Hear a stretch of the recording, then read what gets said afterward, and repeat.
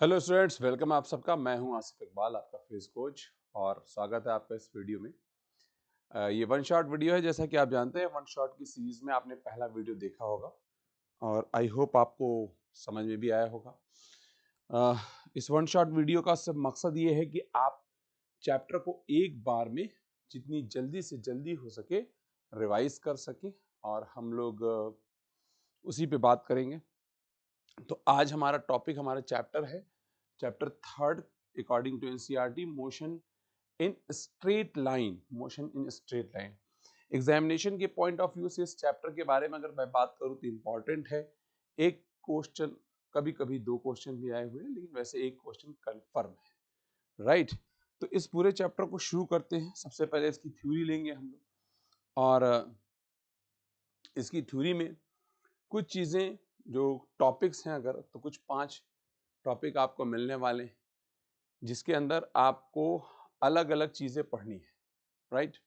तो सबसे पहले इस पूरे चैप्टर के अंदर कुछ थ्योरेटिकल बातें हैं जो डेफिनेशन से संबंधित हैं। जैसे मोशन से रिलेटेड टर्म्स होते हैं, डिस्टेंस है, डिस्प्लेसमेंट है, स्पीड है, वेलोसिटी है, एक्सेलरेशन है। ये सारी चीजें होती हैं, उनसे संबंधित कुछ पॉइंट्स हैं, कुछ फैक्ट्स हैं जो आपको पता होने चाहिए। जैसे सबसे पहला डिस्टेंस के बारे में लेकर के है कि डिस्टेंस पाथ पर डिपेंड करता है और डिस्प्लेसमेंट पाथ पर डिपेंड नहीं करता, इनिशियल और फाइनल पर डिपेंड करता है। आपको याद होगा डिस्टेंस क्या होता है, एक्चुअल पाथ लेंथ होती है, और डिस्प्लेसमेंट शॉर्टेस्ट लेंथ होती है। तो आप जैसा रास्ता चुनेंगे वैसा डिस्टेंस आएगा, और डिस्प्लेसमेंट तो शॉर्टेस्ट लेंथ है, वो वही रहेगा। चाहे जैसे आप किसी एक शहर से दूसरे शहर में जाइए, रास्ते चाहे जो भी हो, डिस्टेंस बदल जाएगा और डिस्प्लेसमेंट वही रहेगा। तो अच्छा, एक चीज और है कि डिस्टेंस डिस्प्लेसमेंट से या तो बड़ा होता है या उसके बराबर होता है, या तो बड़ा होता है या उसके बराबर होता है। ठीक बात है। तो डिस्टेंस और डिस्प्लेसमेंट का रेशियो या तो एक से ज्यादा आएगा या एक के बराबर आएगा। ठीक है। तो यहां पर एक कुछ पॉइंट ये हो गए। कुछ और भी पॉइंट्स हैं, जैसे अच्छा स्पीड है। स्पीड के बारे में कहते हैं कि rate of change of distance को स्पीड कहते हैं। बहुत छोटी बात है, ये आप बचपन से पढ़ते आ रहे होंगे। इसकी यूनिट ये स्केलर क्वांटिटी होती है। स्पीड क्या है, एक स्केलर क्वांटिटी है, यानी इसके मैथमेटिकल ऑपरेशन में हमें किसी प्रकार के गणित की, मैथमेटिक्स की जरूरत नहीं पड़ती। ठीक है। तो विदाउट मैथमेटिक्स ये काम होता है, मतलब without differentiation, without vector mathematics हम इसका काम करते हैं। वेक्टर मैथमेटिक्स की जरूरत नहीं पड़ती है, क्योंकि वेक्टर नहीं है, सिंपल एल्जेब्राइक मेथड से इसको डील किया जाता है। स्पीड जब भी बोला जाएगा आपके दिमाग में है। अच्छा, स्पीड कभी निगेटिव भी नहीं होती, क्योंकि इसमें निगेटिव होने जैसा कुछ होता नहीं। ठीक है। उसके बाद एवरेज स्पीड क्या होती है, total distance by total time को हम एवरेज स्पीड कहते हैं। एक बात ध्यान रखिएगा, जर्नी चाहे जैसी भी हो, एक बार में हो, कई टुकड़ों में हो, ये इट डजंट मैटर, राइट।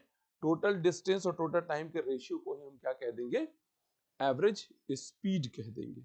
ठीक है।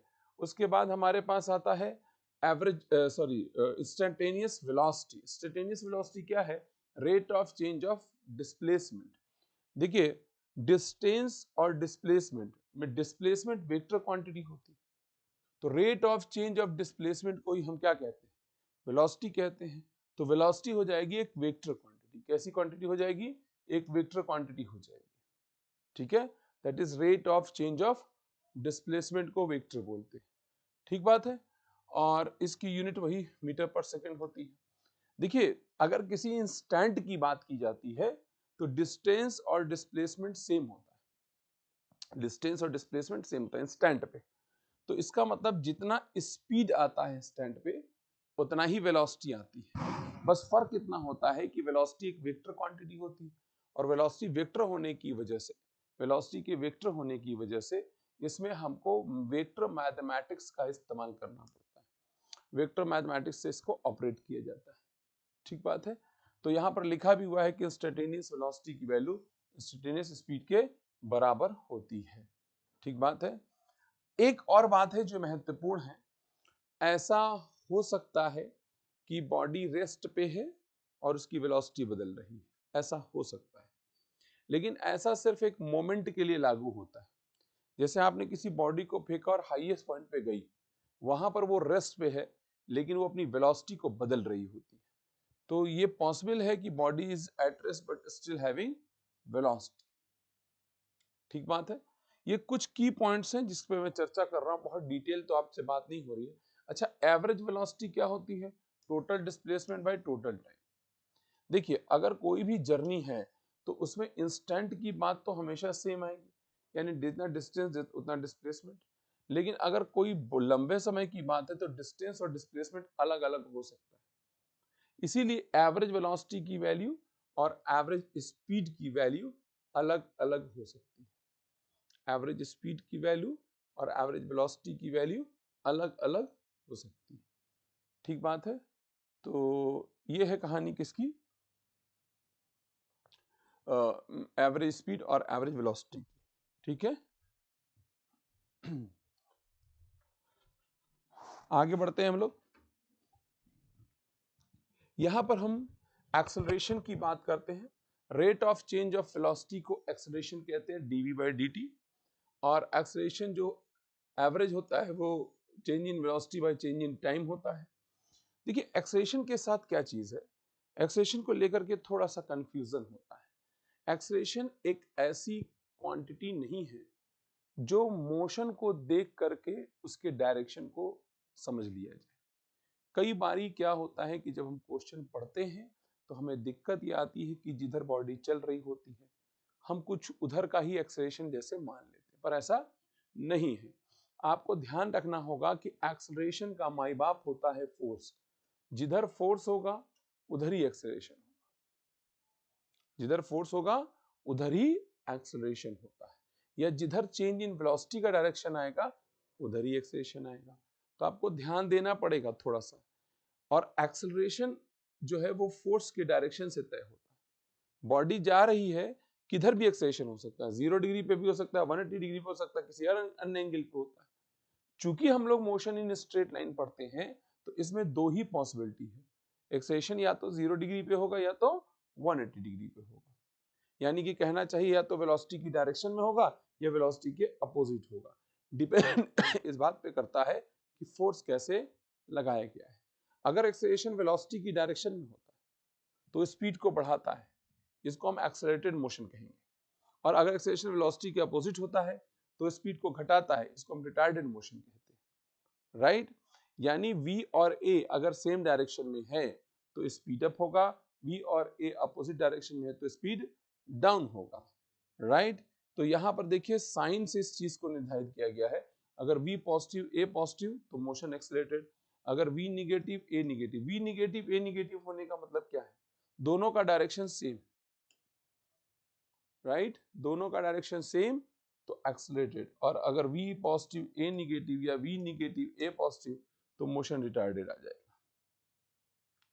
ठीक बात है। तो एक्सेलरेटेड और रिटार्डेड की कहानी है, बात आपके समझ में आई होगी। आगे बढ़ते हैं। अब मैं दूसरे टॉपिक पे आ जाता हूं। देखिए, वन डायमेंशन मोशन यानी कि मोशन इन स्ट्रेट लाइन के अंदर दो ही तरह से मोशन हो सकता है, या तो यूनिफॉर्म वेलोसिटी का मोशन होगा या एक्सेलरेटेड मोशन होगा। तो हमें यह ध्यान रखना है कि कौन सा फार्मूला लगेगा अलग अलग सिचुएशंस में। अलग अलग सिचुएशंस में अलग अलग फार्मूला लगता है, तो आपको ध्यान देना पड़ेगा कौन सा फार्मूला किस सिचुएशन में लगने वाला है। ठीक है, तो दो ही सिचुएशन, या तो यूनिफॉर्म वेलोसिटी या तो एक्सेलरेशन। अच्छा, एक्सेलरेशन में भी दो तरह से एक्सेलरेशन हो सकता है। अगर एक्सेलरेशन यूनिफॉर्म हो यानी कांस्टेंट हो, और एक्सेलरेशन वेरिएबल हो।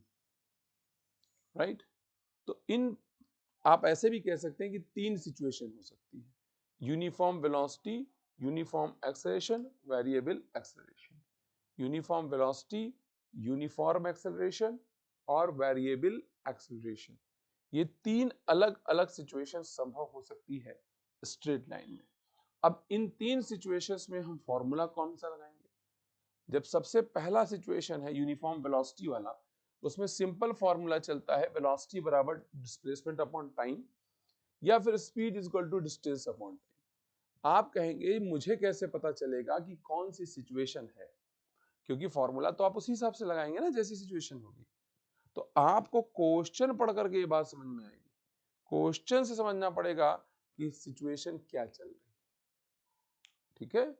अगर कांस्टेंट वेलोसिटी या कांस्टेंट स्पीड होगी तभी आप ऐसी बातें करेंगे।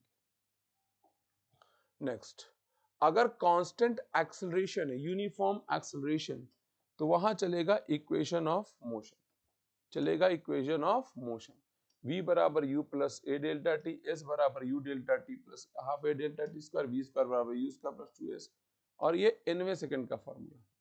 देखिए ये v u ये सब क्या है, इस इक्वेशंस को लगाने के लिए जो आप पढ़ते हैं, इन इक्वेशंस को लगाने के लिए आपको ये बात पता होनी चाहिए कि हम ये फॉर्मूला या ये इक्वेशन कहां से कहां तक लगा रहे हैं। कोई फिक्स नहीं होता है कि ये इनिशियल वेलोसिटी है, ये फाइनल है। अगर मान लीजिए एक जर्नी है, एक जर्नी के 3 हिस्से हो सकते हैं, 3 हिस्से भी हो सकते हैं। पता चला पहले हिस्से की फाइनल वेलोसिटी अगले हिस्से की इनिशियल वेलोसिटी, पहले हिस्से की फाइनल वेलोसिटी अगले हिस्से की इनिशियल वेलोसिटी, तो ये सारी संभावनाएं भी होती है। आपको ये तय करना पड़ता है कि आप कहां से कहां तक पढ़ रहे हो।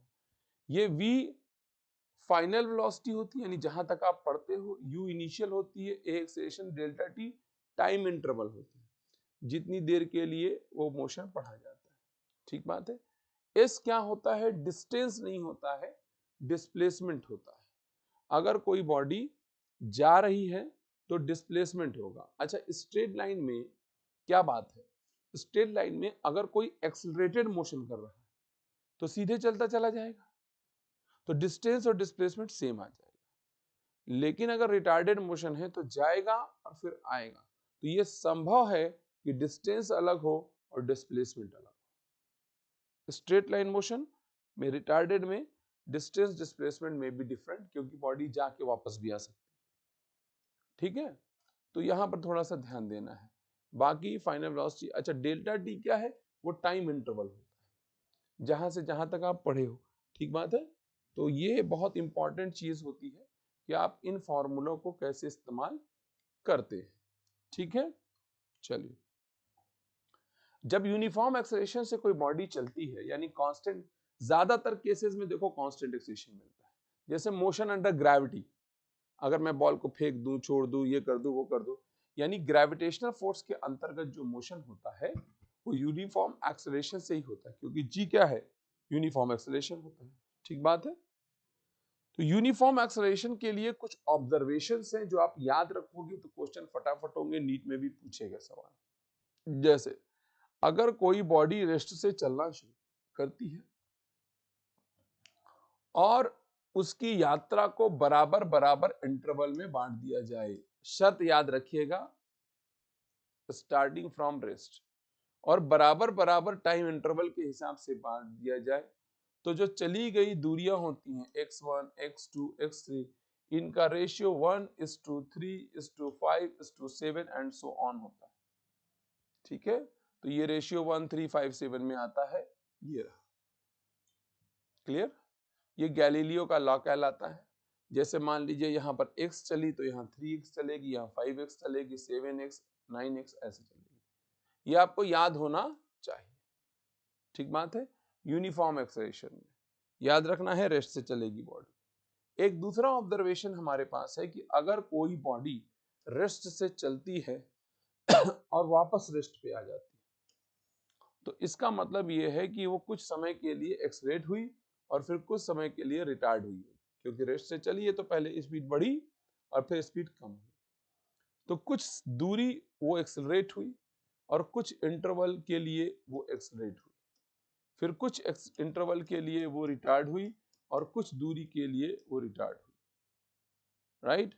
अगर ऐसी सिचुएशन है तो चली गई दूरी और लिए गए समय का जो रेशियो है, समय का रेशियो और दूरी का रेशियो, वो एक्सेलरेशन या रिटार्डेशन की इनवर्स रेशियो में, आप देखिए लिए गए समय इनवर्स रेशियो में है और चली गई दूरियां भी इनवर्स रेशियो में,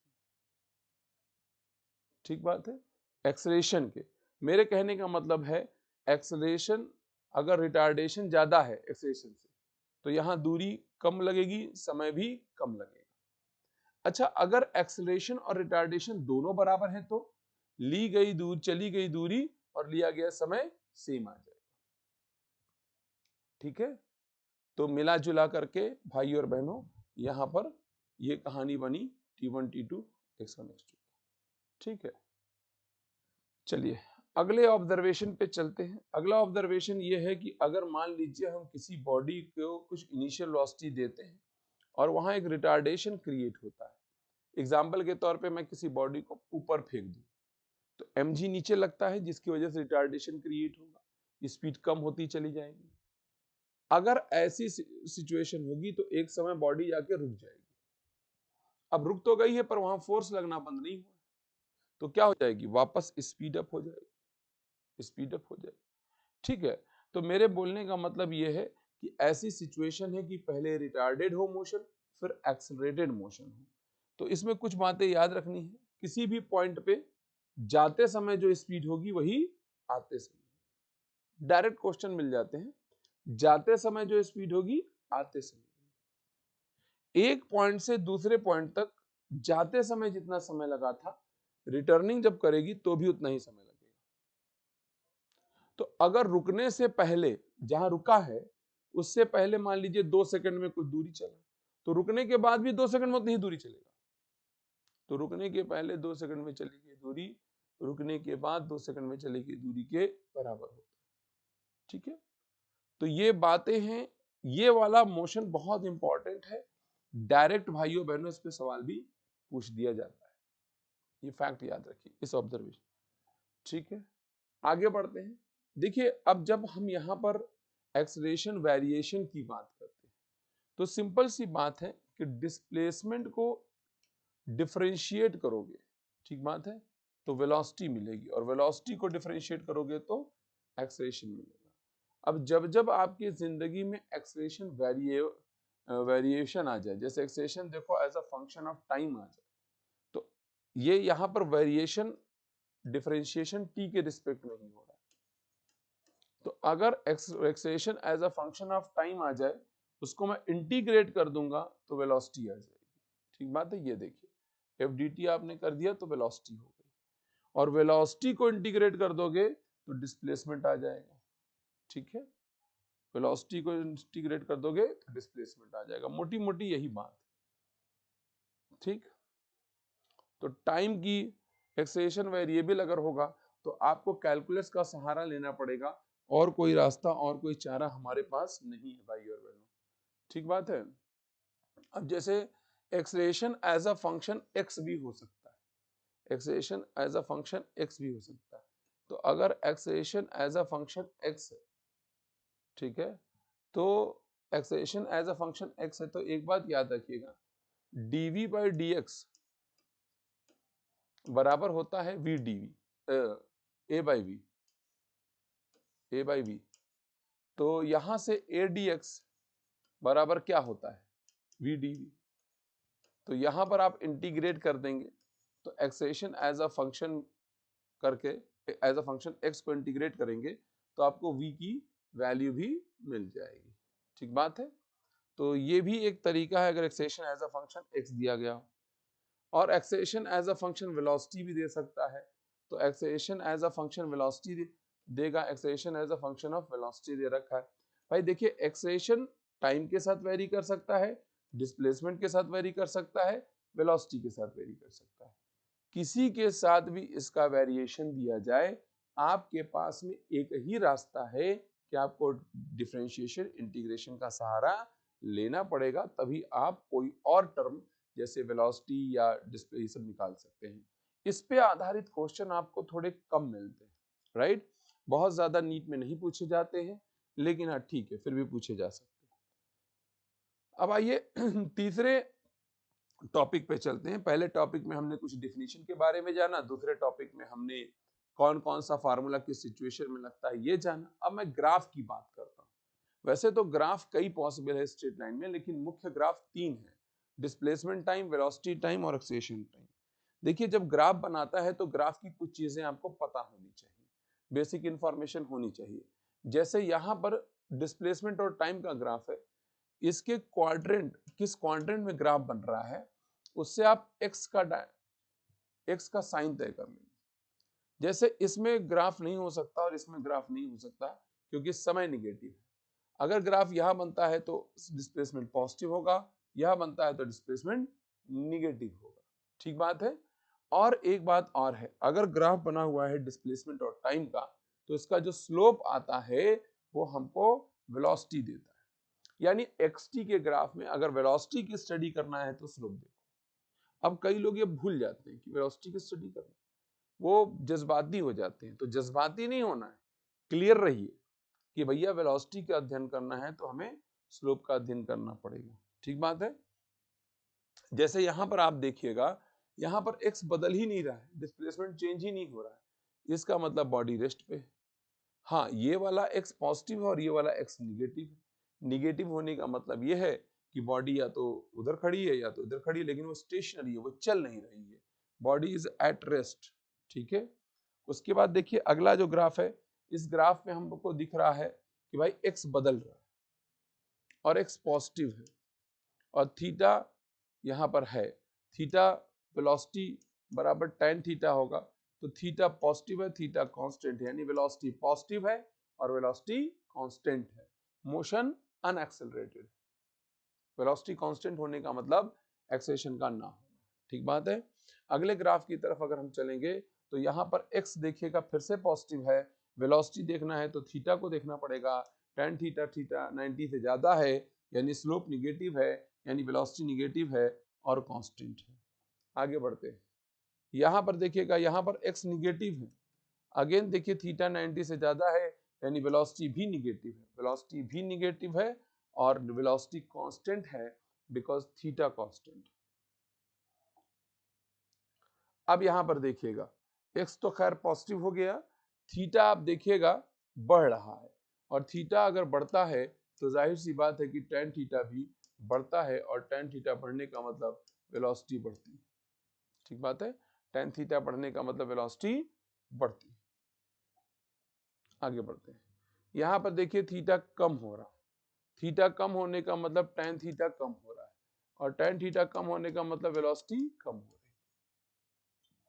राइट, वेलोसिटी यहां घट रही है। ठीक बात है। स्लोप से हम चीजों को समझ रहे हैं। अब वेलोसिटी टाइम का ग्राफ लेकर के आते हैं।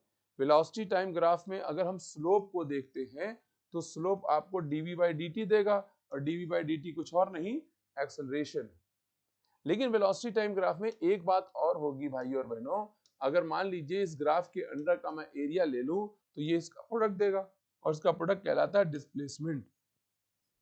यानी वेलोसिटी टाइम ग्राफ के अंडर का एरिया आपको डिस्प्लेसमेंट देता है। तो यहां पर दो चीजें हैं, हम वेलोसिटी टाइम के ग्राफ से v और t, v को तो देख ही सकते हैं, v का साइन कैसा है, v का वेरिएशन कैसा है, लेकिन हम चाहें तो हम एक्सेलरेशन की स्टडी कर सकते हैं और हम डिस्प्लेसमेंट की स्टडी भी कर सकते हैं। अच्छा, अगर आप देखेंगे तो ऊपर की तरफ पॉजिटिव डिस्प्लेसमेंट आएगा और नीचे निगेटिव डिस्प्लेसमेंट आएगा। मान लीजिए हम 4 मीटर गए और 1 मीटर पीछे है तो प्लस में 4 गए और 1 माइनस में गए, टोटल आया 3। अगर हम 4 + 1 कर दें तो 5 आएगा जो कि डिस्टेंस हो जाएगा। मेरे बोलने का मतलब ये है कि अगर डिस्प्लेसमेंट टाइम का ग्राफ है, वेलोसिटी टाइम का ग्राफ है, उसके पॉजिटिव एरिया और निगेटिव एरिया को आप जोड़ दोगे तो you will get the distance. ठीक, चलिए आगे बढ़ते हैं। यहां पर देखिएगा वेलोसिटी कांस्टेंट है, पॉजिटिव है और कांस्टेंट है यानी मोशन अनएक्सेलरेटेड है। वेलोसिटी निगेटिव और कांस्टेंट है यानी मोशन अनएक्सेलरेटेड है। आगे बढ़ते हैं। यहां पर देखिए वेलोसिटी बदल रही है, एक्सेलरेशन है, वेलोसिटी का बदलना, एक्सेलरेशन का होना। यहां पर थीटा 90 से कम है और थीटा पॉजिटिव है यानी tan थीटा पॉजिटिव है, स्लोप पॉजिटिव है और स्लोप पॉजिटिव होने का मतलब acceleration positive, acceleration is positive. ठीक, आगे बढ़ते हैं। यहां पर देखेंगे यहां भी एक्सेलरेशन है क्योंकि थीटा है, यहां वेलोसिटी निगेटिव है क्योंकि इस क्वाड्रेंट में ग्राफ बना और ए भी निगेटिव है। ए कैसे निगेटिव हो गया, अरे थीटा 90 से ज्यादा है तो ए निगेटिव हो गया। कांस्टेंट है तो v निगेटिव ए निगेटिव, अगर दोनों निगेटिव हैं तो इसका मतलब मोशन एक्सेलरेटेड है, रिटार्डेड नहीं है। क्लियर, आगे बढ़ते हैं। यहां पर देखिए v पॉजिटिव है, ठीक बात है, और थीटा 90 से ज्यादा है यानी a निगेटिव है और कांस्टेंट है, तो v पॉजिटिव a निगेटिव, तो मोशन हो गया रिटार्डेड, मोशन हो गया रिटार्डेड। यहां पर देखिएगा v निगेटिव है और थीटा 90 से कम है यानी a पॉजिटिव है, v निगेटिव और a पॉजिटिव, ठीक बात है। तो v निगेटिव और a अगर पॉजिटिव हो गया तो भाइयों बहनों ये भी रिटार्डेड मोशन हो गया। इस क्वाड्रेंट में होने का मतलब v निगेटिव हो जाना और थीटा 90 से कम होने का मतलब a पॉजिटिव हो जाना, ठीक है। आई होप आपको समझ में आएगा। यहां पर देखिए थीटा बढ़ रहा है यानी एक्सेलरेशन बढ़ रहा है, यानी कांस्टेंट एक्सेलरेशन नहीं है, वेरिएबल एक्सेलरेशन है, और a पॉजिटिव है क्योंकि थीटा 90 से कम है। यहां देखिए थीटा घट रहा है यानी स्लोप घट रहा है, यानी एक्सेलरेशन घट रहा है, ये भी वेरिएबल एक्सेलरेशन हो गया। कैसा एक्सेलरेशन? Variable acceleration. उसके बाद एक्सेलरेशन और टाइम का ग्राफ होता है भाइयों बहन।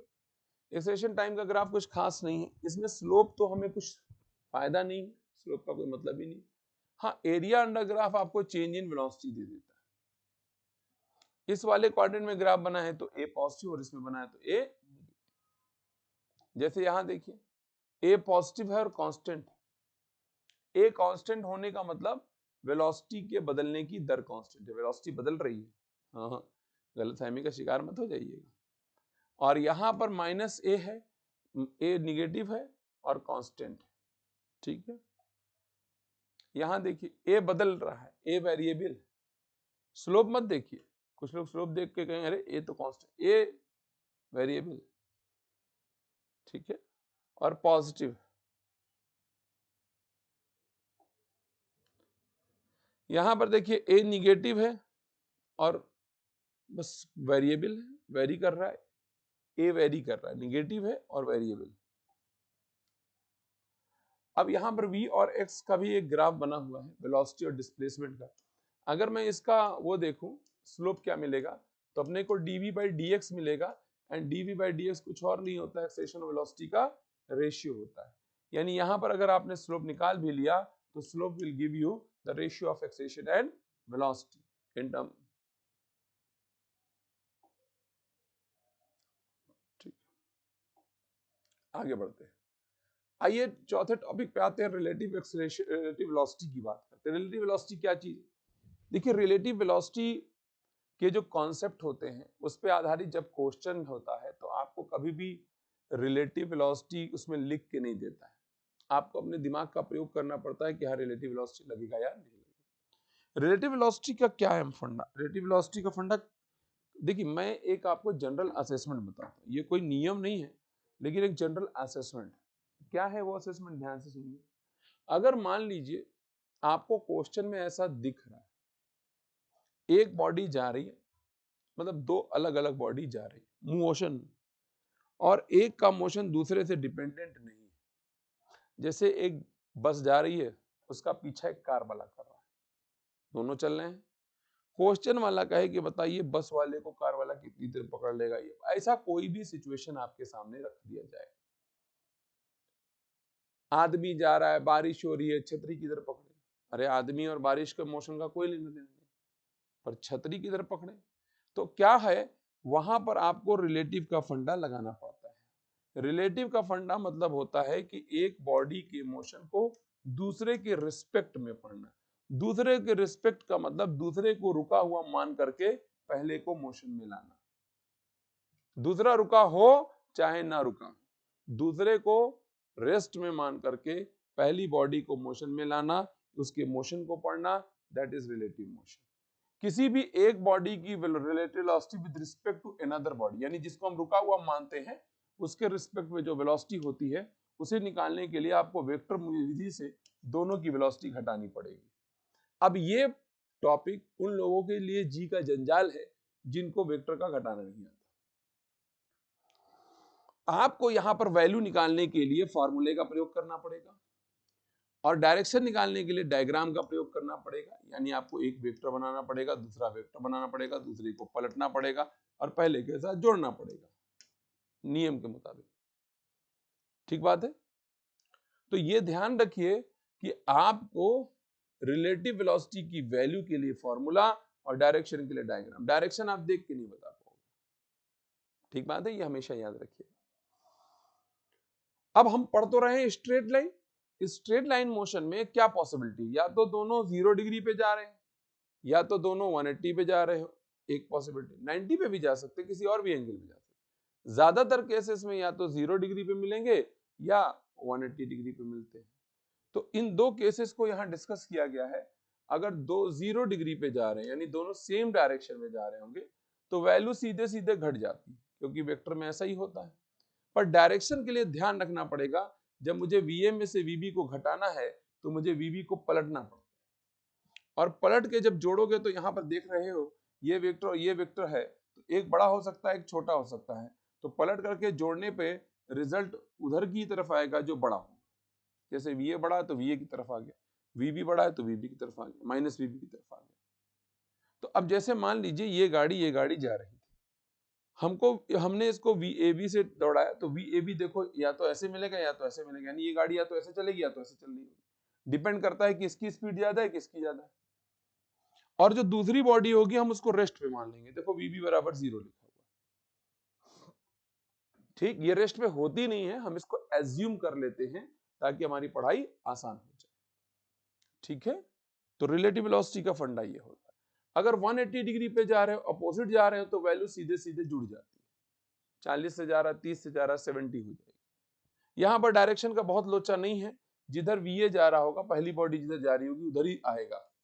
देखो ए और बी, ये इधर जा रहा था तो ये देखो वीए भी जा रहा कि नहीं जा रहा, और इसको हम रेस्ट पे मान लेते हैं। जिसके रिस्पेक्ट में बॉडी को हम चलाते हैं, जिसके रिस्पेक्ट में रिलेटिव वेलोसिटी किसी और की ली जाती है, तो उसको रुका हुआ मान लेते हैं, और उस दूसरे वाले को देखो, जैसे मान लीजिए 40 से चल रहा है, ये 30 से चल रहा है, तो रिलेटिव वेलोसिटी 70 आएगी, पर 70 से ना ये चल रहा है ना ये चल रहा है, कोई नहीं चल रहा है। जब इसको मानोगे रुका हुआ तो 70 से चलेगा। तो हकीकत, अच्छा एक बात और है, रिलेटिव वेलोसिटी का जब फंडा लगाते हो तो टाइम इंटरवल का कैलकुलेशन बिल्कुल सही आएगा, लेकिन दूरी का कैलकुलेशन सही नहीं आएगा। जैसे मैं बताता हूं, मान लीजिए इनके बीच की दूरी 100 मीटर है, ये 40 से आ रहा है, ये 30 से आ रहा है, आप बोलो कितनी देर में टकरा जाएगा, तो 40 30, ये 100 नहीं है, कुछ और ले लो, 140 ले लो, थोड़ा 140 मीटर, तो ये 40 से और ये 30 से जा रहा है, तो 40 और 30 70 होगा ना, रिलेटिव वेलोसिटी 70 हो गई, और बीच की दूरी 140 है, तो 170 बाई में 140 बाई में 70, 2 सेकंड आया कि नहीं आया। तो अब ये कितना चला और ये कितना चला, क्या ये 140 चला, ये रुका है, नहीं, ये 140 थोड़ी चला है, 70 से दौड़ा रहे हो, 140 चला रहे हो, ठीक है, लेकिन हकीकत नहीं कि 140 चला है, 2 सेकंड बाद पकड़ लेगा, ये बात श्योर है। तो ये चला कितना होगा, 40 और इंटू 2, ये 80 चला और ये 60 चला। हकीकत जो दूरी है उसका कैलकुलेशन इससे मत करिएगा, ठीक है, ये ध्यान रखिएगा। उसी प्रकार से देखिए रिलेटिव एक्सेलरेशन आता है, अगर दो बॉडी में एक्सेलरेशन हो रहा है तो आपको रिलेटिव एक्सेलरेशन निकालना पड़ेगा, और एक का एक्सेलरेशन दूसरे के रिस्पेक्ट में आपको निकालने के लिए अगेन वेक्टर का सहारा लेना पड़ेगा। जब दो चीजें एक्सेलरेट हो रही है, जैसे कभी एक सिक्का गिरा दिया, लिफ्ट भी एक्सेलरेट हो रही है, सिक्का भी एक्सेलरेट हो रही है, कितनी देर में जमीन में पहुंचेगा, तो आपको लिफ्ट की एक्सेलरेशन को 0 करना पड़ेगा और सिक्के को रिलेटिव एक्सेलरेशन से लेके जाना पड़ेगा। और रिलेटिव एक्सेलरेशन में भी फॉर्मूला वही सेम है, जैसे मान लीजिए 0 डिग्री पर रिलेटिव एक्सेलरेशन निकालोगे तो वैल्यू घट जाती है, और 180 पर निकालोगे तो वैल्यू जुड़ जाती है, देखो आपके सामने, ठीक है, सिंपल सी बात है। तो ये रिलेटिव एक्सेलरेशन का भाई और बहनों फंडा है, और रिलेटिव एक्सेलरेशन से आपको क्वेश्चन तो ऐसे कम मिलते हैं लेकिन मिलते जरूर, ठीक है। तो यहां पर हमारे पास कुल 5 टॉपिक निकल करके सामने आया, पूरे चैप्टर में 5 चीजें हमारे सामने आई। पहला, एलिमेंट्स ऑफ मोशन से जुड़ी हुई बातें, दूसरा फॉर्मूला कौन कौन सा कहां लगता है, तीसरा ग्राफिकल अप्रोच ग्राफ के बारे में, चौथा हमारे पास रिलेटिव वेलोसिटी, और पांचवा रिलेटिव एक्सेलरेशन, राइट। अब आइए इसके आगे हम करते हैं क्वेश्चन को। ये सबसे पहला क्वेश्चन है, ये सब क्वेश्चंस जब आप पढ़ते हैं तो मैंने आपको अभी थोड़ी देर पहले बताया कि आपको ये ध्यान रखना पड़ेगा कि किस तरह का क्या चीज कौन सा सिचुएशन है, कौन से क्वेश्चन, कौन सी थ्योरी, कौन सा फॉर्मूला लगेगा या क्या स्टेटस बनेगा। तो सबसे पहला क्वेश्चन है, car is moving on straight road with the uniform acceleration. याद रखिए फॉरन जब आप पढ़े तो आपको ध्यान देना यूनिफॉर्म एक्सेलरेशन। आपको मैंने 3 बता दिया है, 3 सिचुएशन हो सकती है, यूनिफॉर्म वेलोसिटी, यूनिफॉर्म एक्सेलरेशन और वेरिएबल एक्सेलरेशन। तो आपको फॉरन ध्यान देना पड़ेगा। तो कहता है 2 पॉइंट पे जाता है P और Q को with velocity 3 and 40 kilometre per our.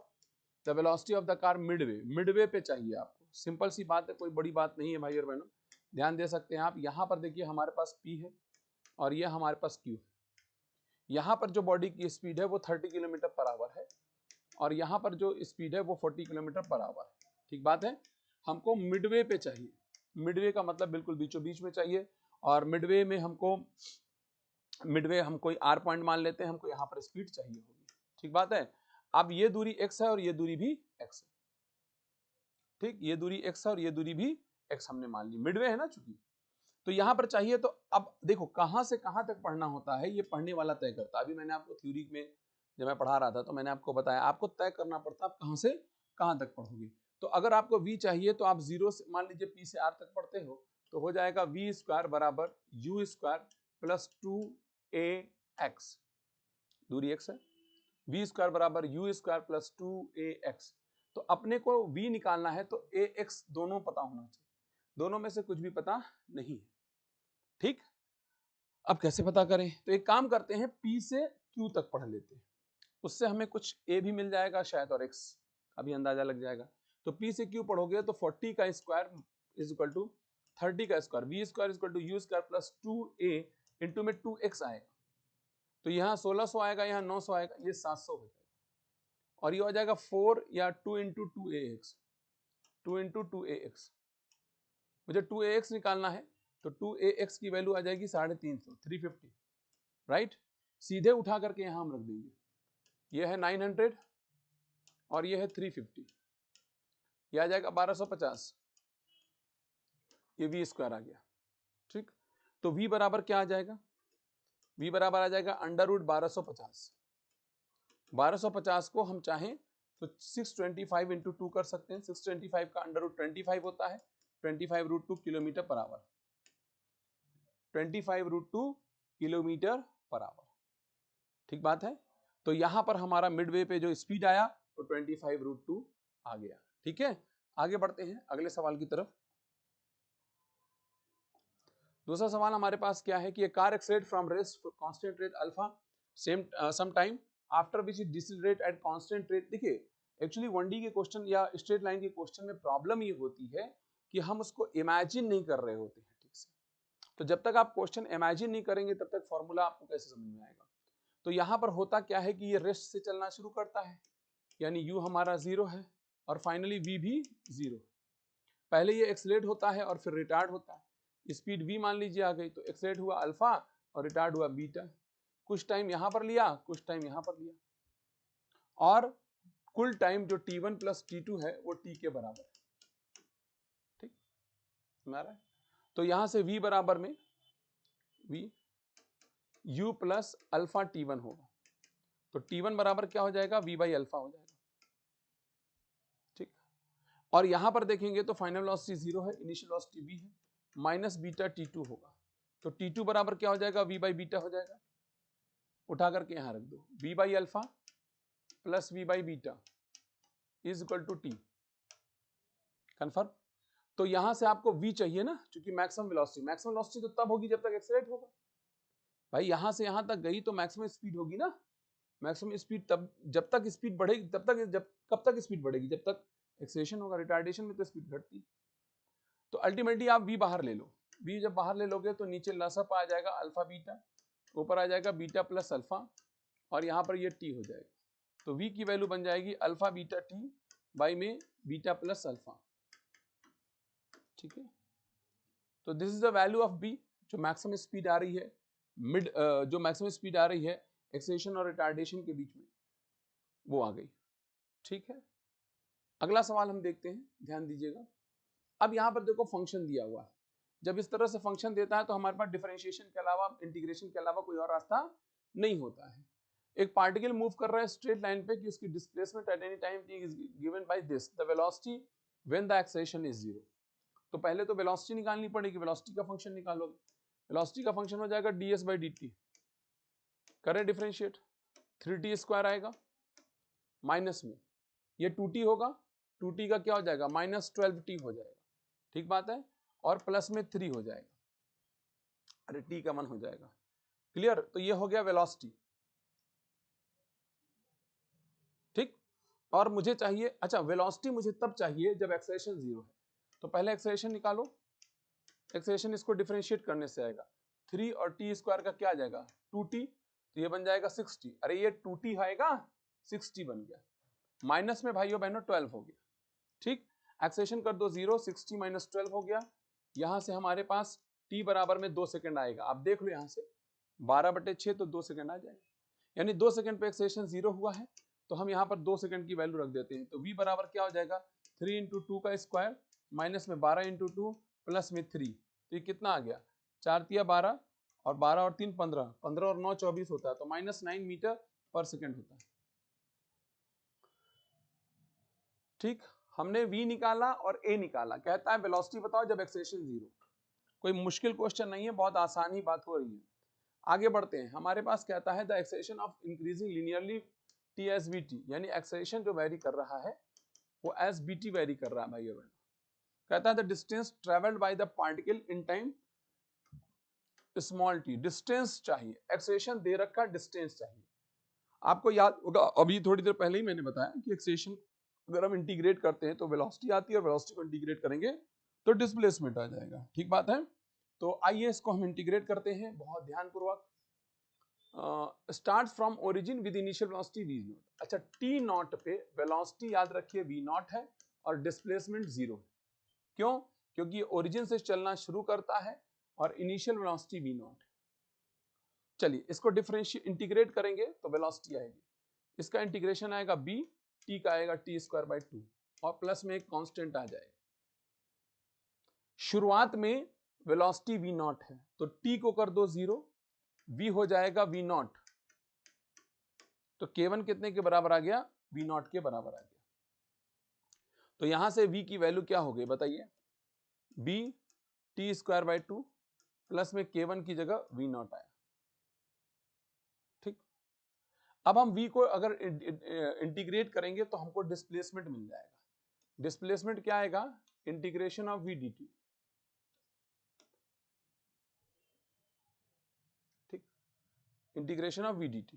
आओ करते हैं, डिस्प्लेसमेंट क्या आएगा इंटीग्रेशन ऑफ v dt, करें इंटीग्रेट, चलो b/2 हो जाएगा और t² का t³/3 हो जाएगा भाइयों बहनों, प्लस में v नॉट का आएगा v नॉट t, प्लस में फिर कोई कांस्टेंट आ जाएगा, तो x बराबर अगर सही से लिखना चाहें तो v not t plus 1/6 bt³ और प्लस में k2 हो जाएगा,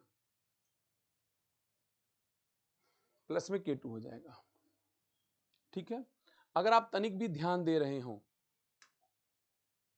तो t बराबर 0 पे x 0 है, t अगर आप 0 करोगे तो x 0 हो जाएगा, यानी k2 की वैल्यू 0 आ जाएगी, k2 की वैल्यू 0 आ जाएगी। तो यहां से हमारा क्या हो जाएगा k2 की वैल्यू 0 आ गई, तो x की वैल्यू क्या बन गई बताइए v not t plus 1/6 bt³, that is the value of x, ठीक है, that is the value of x। समझ आ गया आपके, तो सिंपल है भाई, इंटीग्रेशन डिफरेंशिएशन वाले क्वेश्चन ये भी वैसे ही लग रहा है। The position of particle varies with time this, the acceleration will be 0 at time t is equal to 0, will be 0 at time t is equal to, t is equal to 0 नहीं, t is equal to, यानी हमको acceleration कब 0 होगा ये जानना है भाई, acceleration will be 0 at time t है ना। तो हम यहां से पहले वेलोसिटी निकालते हैं, वेलोसिटी क्या होती है dx/dt, तो करो, यहां आएगा 280 माइनस में 3bt², ये वेलोसिटी आ गई। अब एक्सेलरेशन निकालना है आपको तो इसे अगेन डिफरेंशिएट करना पड़ेगा, एक्सेलरेशन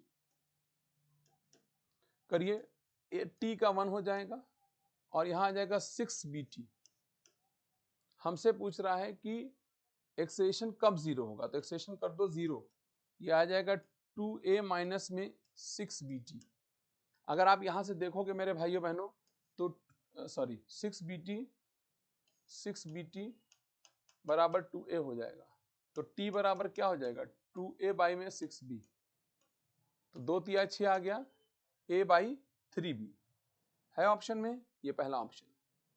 ठीक है, तो जैसा देखिए क्वेश्चन में कहता जा रहा है, हमें बस उस पर ध्यान देना है। क्वेश्चन तो इजी ही है।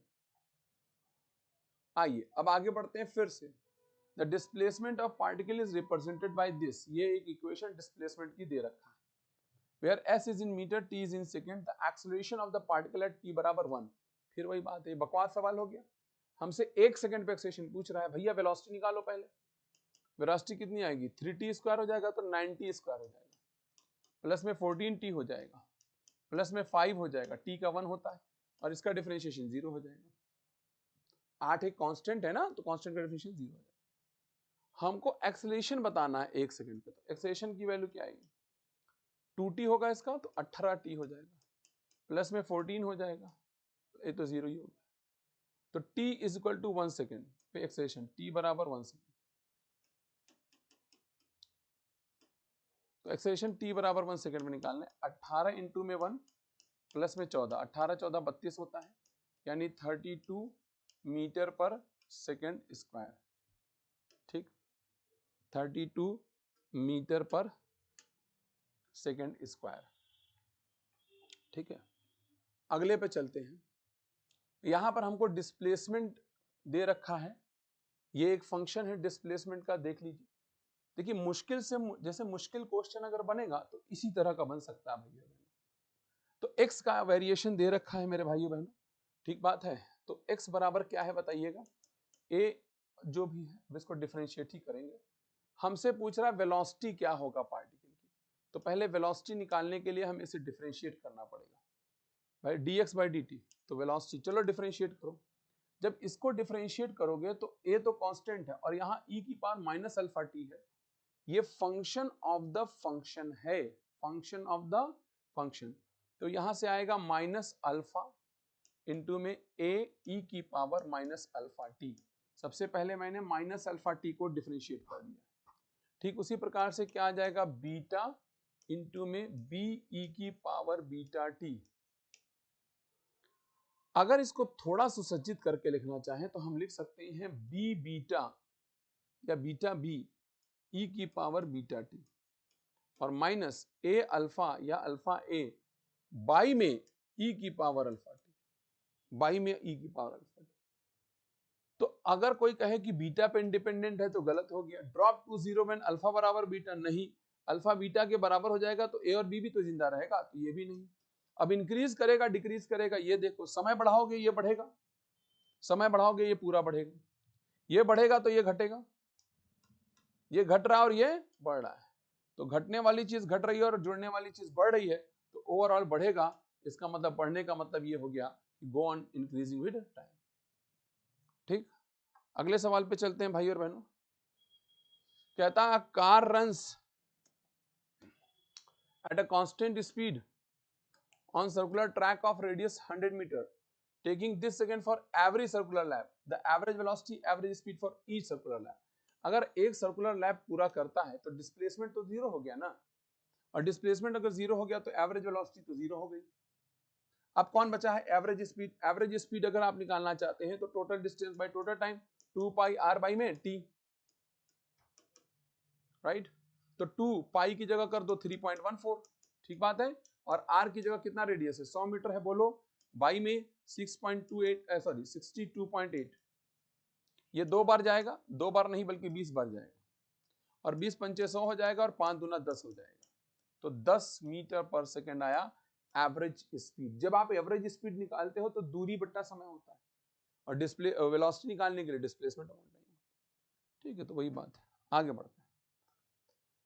यहां पर हमको एक्सेलरेशन का एक फंक्शन दे रखा है, ये देखिएगा। Where f naught and t are constant, the particle at t बराबर 0 हैज 0 वेलोसिटी, टी बराबर 0 पे वेलोसिटी 0 है। कहता है इंटरवल टी बराबर 0 एंड इंस्टेंट एफ बराबर 0 पार्टिकल वेलोसिटी। जब एफ 0 है तो पार्टिकल की क्या वेलोसिटी है। पहली बात तो एफ का फंक्शन क्या है, F बराबर F not minus F naught T by capital T। मैंने क्या किया है, सिर्फ इस F नॉट को अंदर घुसा दिया है। तो हमको ये देखना है कि F कब जीरो हो जाएगा। अच्छा, वेलोसिटी उस वक्त निकालनी है जब F जीरो हो। वेलोसिटी का फंक्शन नहीं पता है, वेलोसिटी कैसे निकालोगे? आओ इंटीग्रेट करो तो वेलोसिटी निकलेगी। F नॉट का इंटीग्रेशन आता है F नॉट T माइनस, और F not by capital T small t का आता है T स्क्वायर बाई 2। ठीक, साथ में एक कांस्टेंट आएगा, पर t बराबर जीरो पे वेलोसिटी जीरो है, तो अगर t जीरो करोगे, यहां भी जीरो करोगे तो ये जीरो आएगा, जीरो जीरो जीरो, तो k की वैल्यू जीरो हो गई, हटा दो। ये आ गई वेलोसिटी। हमसे वेलोसिटी का फंक्शन नहीं पूछ रहा, हमसे पूछ रहा है जब f जीरो होगा तो वेलोसिटी बताइए। तो पहले f को जीरो करके वो समय पता करें, f को जीरो करके वो समय पता करें मेरे भाइयों बहनों। F naught T by capital T is equal to में F नॉट एक कम F नॉट T बराबर कैपिटल T। अब यहां से V हम निकालेंगे उस समय, V बराबर में क्या आ रहा है, F not capital T minus F not by capital T into में T square by 2। T cancel हो गया, F naught T minus F naught T by 2 घटाओगे तो F नॉट T बाई 2 आएगा। ठीक है, F नॉट T बाई 2 आएगा, यानी half F naught T आएगा। क्लियर?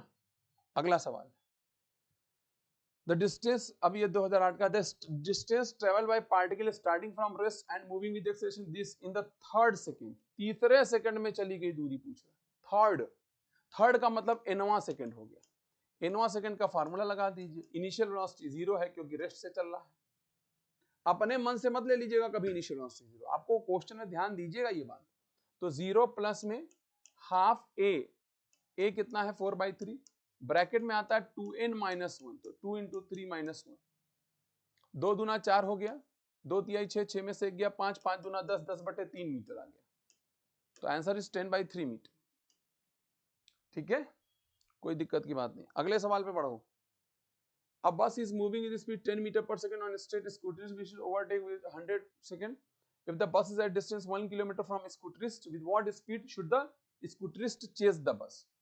अब देखो यहां पर वही बात है, बस को स्कूटरिस्ट चेस कर रहा है, कहीं रिलेटिव वेलोसिटी नहीं लिखी है, और फौरन दिमाग काम करना चाहिए। बस वाला चल रहा है, स्कूटर वाला चल रहा है, वो उसका पीछा कर रहा है, तो हमको रिलेटिव का फंडा लगाना पड़ेगा। अब ये स्कूटर वाला है, अब स्कूटर के साथ होगा, मैंने स्कूटर नहीं बनाया है। ये बस वाला है, बस वाला किसी स्पीड से भाग रहा है और स्कूटर वाला भी किसी स्पीड से भाग रहा है। बीच की दूरी कुछ है, 1 किलोमीटर है, मैं इसको 1000 मीटर लिख दे रहा हूं। इस दूरी को इसे चेस करना है, तो क्या करो, इसको रिलेटिव वेलोसिटी से दौड़ा दो, Vs माइनस Vb से। क्यों? सेम डायरेक्शन में है तो relative velocity Va minus Vb हो जाएगी। तो बस रुक गई, बस को रुका हुआ मान लो। बीच की दूरी कितनी है, 1000 मीटर, तो समय बराबर दूरी बट्टा चाल, दूरी 1000 है और चाल क्या होगा, Vs माइनस Vb।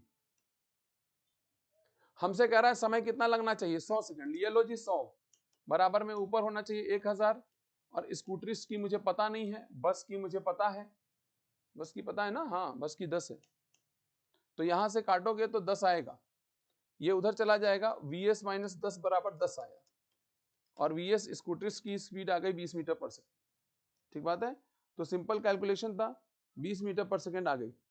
ठीक है, देखो ये रिलेटिव में आपको ये ध्यान देना पड़ेगा, लिखा नहीं, कहीं लिखा रिलेटिव वेलोसिटी नहीं लिखा है, राइट? तो बी सतर्क रहें, सावधान रहें। आगे बढ़े, यहां पर कहता है particle start from rest under the action of constant force. जब फोर्स कांस्टेंट है तो एक्सेलरेशन भी क्या हो गया, कांस्टेंट। शब्दों से पकड़ना है खट्टे से आप। Under the action of constant, the distance covered in first 10 second is s1 and first 20 second is s2। s2 और s1 का रेशियो चाहिए, ध्यान दीजिए भाई। रेस्ट से चलना शुरू किया, 10 सेकंड बीता, फिर 20 सेकंड हुआ, पहले 10 सेकंड में चला है S1 और पहले 20 सेकंड में चला है S2। तो S2 और S1 का क्या रेशियो, आपको गैलीलियो का लॉ याद आ गया होगा कि बराबर बराबर टाइम इंटरवल में देखा जाए तो यहां x चला होगा, यहां 3x चला होगा। याद रखिएगा 10-10 सेकंड में चली गई दूरी, ये 20 सेकंड में नहीं है, अगले 10 की है। हमसे कह रहा है पहले 10 और पहले 20, तो पहले 10 में चला है x और पहले 20 में कितना चला है, x प्लस 3x यानी 4x। तो S2 बराबर हो जाएगा 4S1।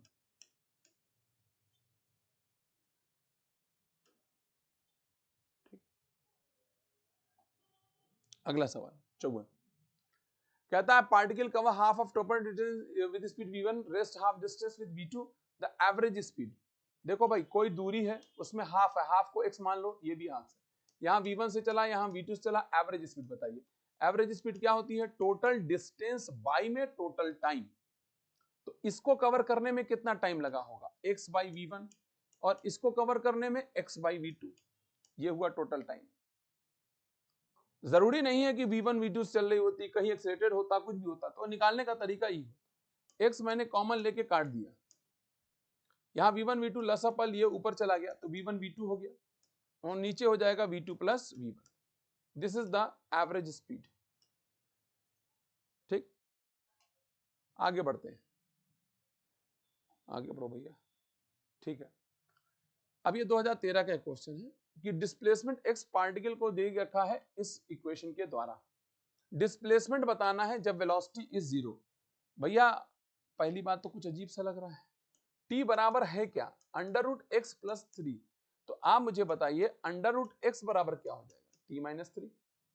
देखो यहाँ सीधे डिस्प्लेसमेंट का फंक्शन नहीं दे रखा था, कभी कभी उलझाऊ फंक्शन दे देता है, तो थोड़ी देर रुक करके सोचिएगा, अगर आप हड़क गए हदस गए तो फिर नहीं कर पाओगे। तो x बराबर क्या हो जाएगा, t माइनस 3 का होल स्क्वायर। ठीक बात है, स्क्वायर मार दिया दोनों तरफ, तो x बराबर क्या आ गया, टी स्क्वायर प्लस 9 माइनस 60। हमसे पूछा डिस्प्लेसमेंट बताओ जब वेलोसिटी 0। पहले वेलोसिटी तो निकालो, वेलोसिटी कैसे निकालोगे, 2t माइनस 6 कर दो वेलोसिटी 0, तो t बराबर 3 सेकंड आएगा।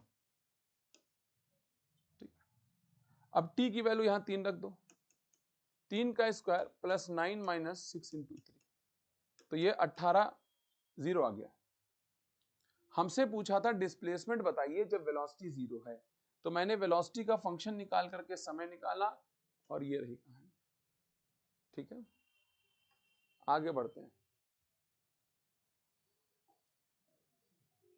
चलिए। कहता है stone falls freely under gravity, it covers distance h1 h2 h3 in first 5 next 5 next 5। तो भैया first 5 h1 next 5 h2 next 5 h3, तो h1 होगा x, h2 होगा 3x, h3 होगा 5x।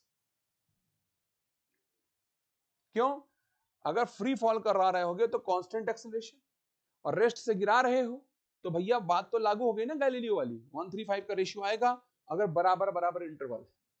अगर आप यहां पर देखोगे तो h2 बाई h1 क्या हो जाएगा, sorry h2 by h1, h2 है 3x और h1 है x। ठीक, तो h1 बराबर है h2 बाई 3। अच्छा h1 और h3 का रेशियो देखो, h1 by h3, x by 5 cancel हो गया, तो h1 आ जाएगा h3 बाई 5। तो h1 बराबर है h2 बाई 3 के भी और h3 बाई 5 के भी, ये देखो। ठीक है, गैलीलियो वाला लॉ है, डायरेक्ट सवाल है, ये सवाल यूजुअली पूछ ही दिया जाता है। दो कार है कह रहा है, ठीक बात है, पी और क्यू सेम पॉइंट से स्टार्ट होती है और इसका ये दे रखा है, इसका ये दे रखा है, तो सेम वेलोसिटी कब होगी। आओ वीपी देखते हैं, डिफरेंशिएट मानेंगे ए आएगा और प्लस 2bt आएगा। ठीक, और आप वीक्यू करोगे तो क्या आएगा बताओ, f माइनस में 2t। ये दोनों की वेलोसिटी आ गई मेरे भाइयों बहनों, हमने डिफरेंशिएट किया। 2016 का सवाल है, 2016 में अगर पिछले 5-6 सालों में जाओगे तो सबसे टफ क्वेश्चन बना था। कह रहा वेलोसिटी कब बराबर हो जाएगी, तो a plus 2bt is equal to में f माइनस 2t, बस समय निकाल लो, 2bt प्लस 2t बराबर f माइनस a। यहां से t कॉमन ले लोगे आप, 2t कॉमन ले लो, बल्कि 2t कॉमन लोगे तो b प्लस 1 बचेगा कि नहीं बचेगा, और ये f माइनस a बन गया, तो यहां से t की वैल्यू क्या हो गई, f माइनस a बाई में 2b प्लस 1। तो this is the value of t. f minus a two one plus b, पहला ऑप्शन सही। अगले सवाल पढ़ते हैं, 2017 का सवाल है। Preeti reached on a metro station and found that escalator was not working. She walked up with the stationary escalator in time. Escalator क्या होता है? 140 सीढ़ियां। मॉल में आपने देखा होगा, मॉल तो आप लोग गए ही होंगे निश्चित तौर से। तो मान लीजिए 140 सीढ़ियों की दूरियां, सीढ़ी बंद थी, प्रीति चल, तो प्रीति की स्पीड v1, समय लिया t1, तो चाल बराबर दूरी बट्टा समय। कहता on other days she remains stationary और मूविंग एस्केलेटर, बाकी दिनों पर जाके खट से खड़ी हो जाती है, तो एस्केलेटर उसको t2 टाइम लगाता है, तो एस्केलेटर की भी तो स्पीड होगी कुछ, तभी तो एस्केलेटर ऊपर लेके जाता है। तो एस्केलेटर की स्पीड कितनी हो जाएगी? दूरी बट्टा चाल, दूरी तो वही रहेगी। कहता अब दोनों चल रहे हैं, the time taken by her to walk up the moving escalator, moving escalator पे वॉक करने लगे, जैसे हम लोग में कभी कई लोग करते हैं। तो जब दोनों चलने लगे तो दोनों की वेलोसिटी जुड़ जाएगी। अब जो समय लगने वाला है, समय बराबर दूरी बट्टा चाल, चाल कितनी हो जाएगी? v1 plus v2। यहां से s बाई में क्या करो, s by t1 plus s by t2, यहां से s कॉमन लेकर के काट दोगे, t1 t2 एलसीएम होगा, ऊपर चला जाएगा तो t1 t2 आ जाएगा, नीचे t2 प्लस t1 या t1 प्लस t2 जो कह लो वो हो जाएगा, यानी t1 t2 बाई में t1 प्लस t2 या t2 प्लस t1 ही आएगा। ठीक, आगे बढ़ते हैं। रिजल्टेंट वेलोसिटी, थोड़ा इसको बड़ा कर देते हैं, ये 2022 का सवाल है। कहता है कि ये डिस्प्लेसमेंट और टाइम का ग्राफ है, इसका मतलब इसका स्लोप आपको वेलोसिटी देगा। वेलोसिटी बताना है, टू वेलोसिटी v1 और v2, तो वेलोसिटी tan 30 होगी एक और tan 45 होगी भाई। बहुत आसान सवाल हो गया ये तो। tan 30 की वैल्यू 1/√3 होती है और tan 45 की वैल्यू 1 होती है। डिस्प्लेसमेंट और टाइम का स्लोप ही तो आपको देता है वेलोसिटी, याद होगा आपको। आगे बढ़ते हैं, ये भी 2022 का सवाल है। कहता रेशियो ऑफ डिस्टेंस, 2022 में बहुत आसान पेपर आया था, काफी वो हो गया। The ratio of distance travelled by the freely falling body in first, second, third. भैया एक बात बताओ, फ्रीली फॉलिंग बॉडी का मतलब अंडर कांस्टेंट एक्सेलरेशन जाएगा, और अंडर कांस्टेंट एक्सेलरेशन जाएगा तो फर्स्ट, सेकंड, थर्ड, मतलब एक एक सेकंड में, तो रेशियो कितना आएगा? 1:3:5:7:9, एक एक सेकंड का है ना ये। आगे बढ़ते हैं,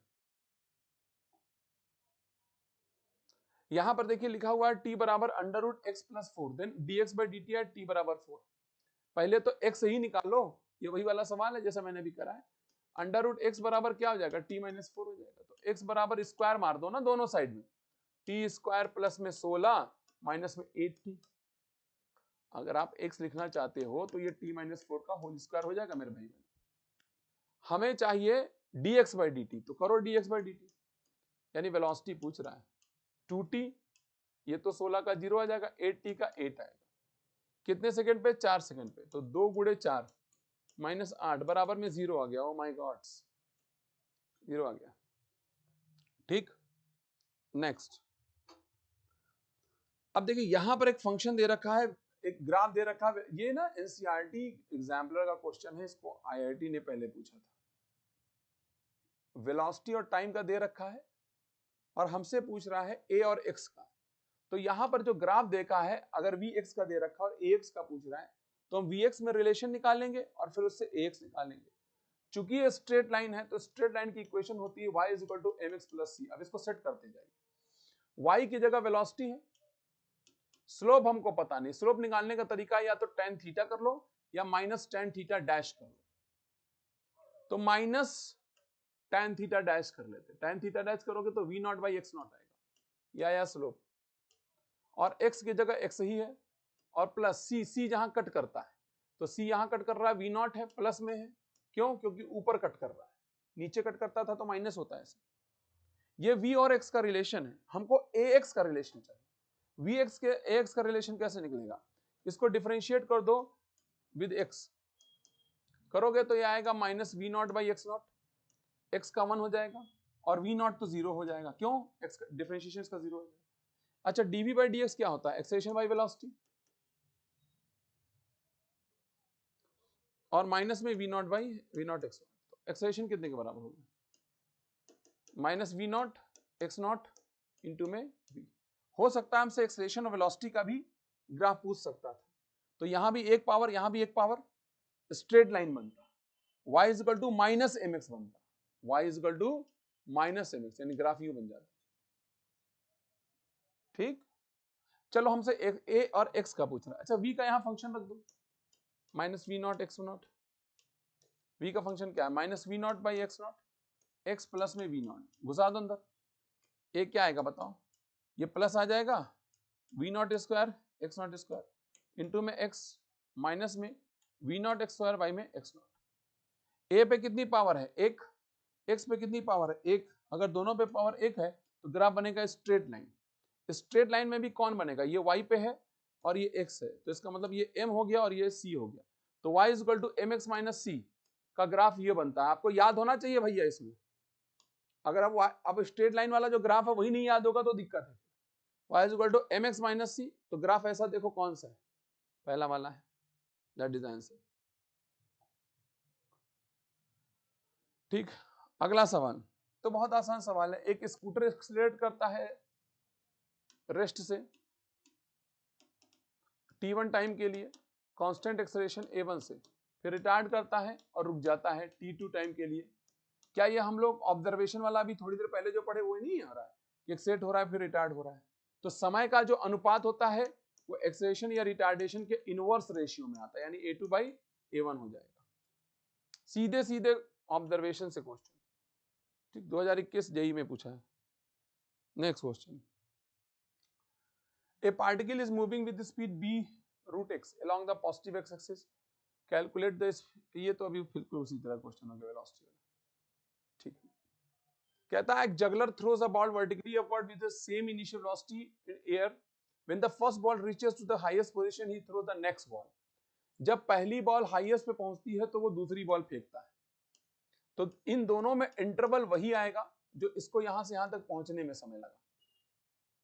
अगर आपने u वेलोसिटी से फेंका और फाइनल वेलोसिटी क्या होगा, ये जीरो। हमसे पूछ क्या रहा है, assuming juggler throws n ball पर सेकंड, एक सेकंड में n बॉल फेंक देता है, तो मैक्सिमम हाइट यानी h आपको चाहिए। तो आप एक काम करो, फाइनल वेलोसिटी का square is equal to initial velocity का स्क्वायर माइनस 2gh, तो h बराबर होगा u square by 2g। Problem ये है कि हमको u नहीं पता, यानी किस स्पीड से फेंका जा रहा है ये नहीं समझ में आ रहा है,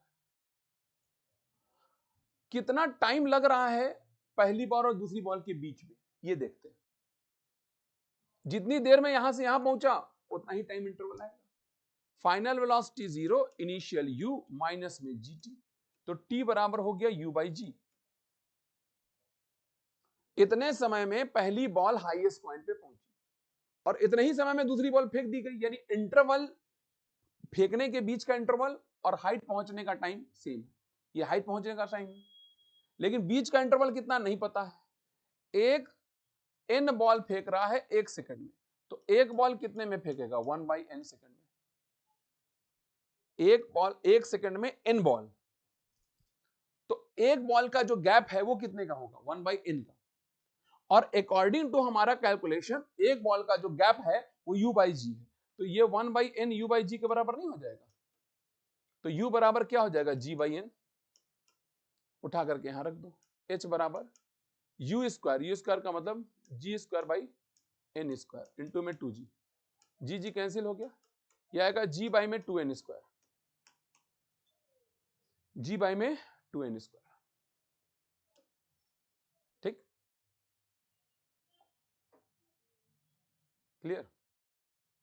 ठीक, अगला सवाल देखिए, कहता है small toy starts from the position of rest under constant acceleration, rest से चलना शुरू करता है और एक्सेलरेशन कांस्टेंट है। If it travel a distance 10 metre in t second, the distance travel toy in the next t second. Simple सी बात है, रेस्ट से चलता है और कांस्टेंट एक्सेलरेशन है, गैलीलियो का लॉ लागू हो गया, तो पहले t सेकंड में अगर 10 मीटर चलना है तो अगले में तो 30 मीटर चला जाएगा, कैलकुलेशन की जरूरत नहीं है।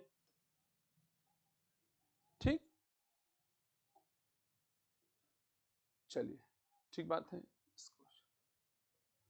जी। एक क्वेश्चन और देखिएगा 2021 का IIT JEE का है, वेलोसिटी ऑफ पार्टिकल दे रखा है, इट्स पोजीशन एट x बराबर 0 इज t एट t बराबर 0, इट डिस्प्लेसमेंट आफ्टर t बराबर 1 सेकंड, डिस्प्लेसमेंट बताना 1 सेकंड। तो वेलोसिटी से पहले तो डिस्प्लेसमेंट का फंक्शन निकालने को इंटीग्रेट करो, v not t plus G T square by 2 plus F T cube by 3। अब एक्चुअली होता क्या है, एग्जाम में कभी कभी जल्दबाजी में इंटीग्रेशन का वजह डिफरेंशिएशन हो जाता है, तो ये थोड़ा ध्यान रखना पड़ेगा। प्लस में एक कांस्टेंट आएगा, कहता है t बराबर 0 पे x 0 है, तो अगर आप t 0 करो और x 0 करो तो k की वैल्यू 0 आ जाएगी। ठीक, अब t की वैल्यू 1 सेकेंड, हमको 1 सेकेंड पे चाहिए ना, तो 1 करते चले जाओ, अरे 1 का स्क्वायर और f बाई 3, समझ में आया? तो यहां पर आ जाएगा v naught g by 2 f by 3। ठीक, तो भाइयों बहनों, इस पे मैंने जितने भी पॉसिबल और जितनी इधर उधर की वैरायटी के क्वेश्चन आपके एग्जाम में आए हुए थे वो मैंने बता दिया। ठीक बात है, आप जब इन क्वेश्चंस को देख रहे हैं तो आप ये जज करिए कि क्या आप इस तरह का क्वेश्चन लगाए हैं, नहीं लगाए हैं, और लगाए हैं या नहीं लगाए हैं तो क्या समस्या है, क्या दिक्कत आती है, उसको देखिए। तो मिलते हैं अगले वन शॉट वीडियो में, आप लोग इसको पढ़ करके कंप्लीट करें और टेस्ट बेहतरीन देते रहें। All the very best, thank you very much, God bless you all.